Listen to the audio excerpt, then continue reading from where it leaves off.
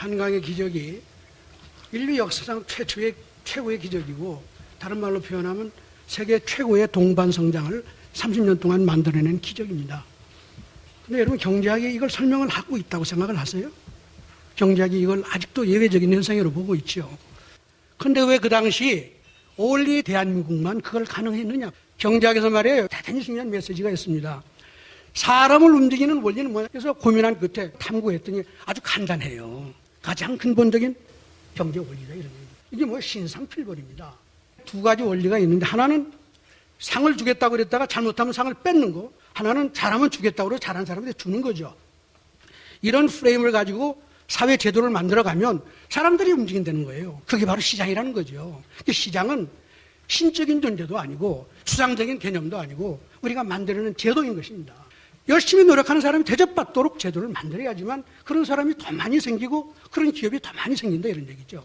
더 중요한 주장은 로스 프레임, 주겠다고 하고 잘못하면 뺏는 거. 이것이 가장 강력한 동기부여 장치가 될 수 있다, 이겁니다.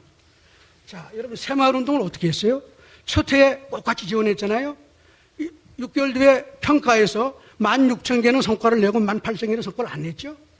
그래서 16,000개 성공한 마을은 시멘트를 300포대에서 200포대씩 더 올려가지고 더 지원하고, 나머지 18,000개 마을은 한 푼도 지원 안 하고 말이죠, 여러분. 이게 여러분 박정희 대통령의 신상필벌의 원칙이고 시장 원리인 것입니다. 그 다음에 어떻게 됐어요?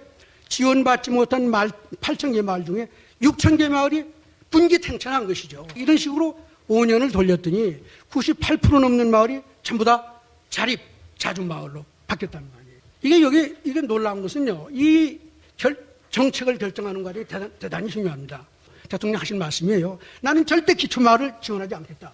불평이 많겠지만 열심히 노력하는 사람을 대접하는 신상필벌의 원리가 모두를 움직일 수 있기 때문에 나는 제일 못하는 마을하고는 안 가겠다, 이거 아니에요. 근데 여러분, 오늘날 정치인들 이렇게 얘기하는 정치인 있겠어요?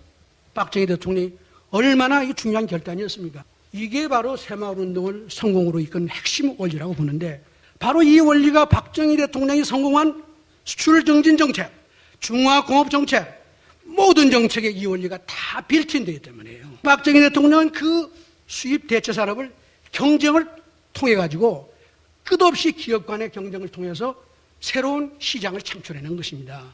그래서 새마을운동이라는 건 뭐냐? 시장을 만들어내는 과정인 거예요. 여러분, 시장이 자유를 주면 부의 창출에 막 나선다고 생각하세요? 그렇지 않습니다. 어떻게 이런 시장을 깨워낼 거냐? 정부가 나서가지고 제도를 만들어내고 인센티브를 차별화해서 경제를 움직이게 할 수 있다. 제가 최근에 대동강 기적을 일으켜야 된다고 그런 얘기를 하면 돼요. 박정희 시대의 성공 노하우를 제대로 정리하면 후진국도 와서 일으킬 수 있고 북한마저도 일으킬 수 있다. 저 그렇게 생각합니다. 감사합니다.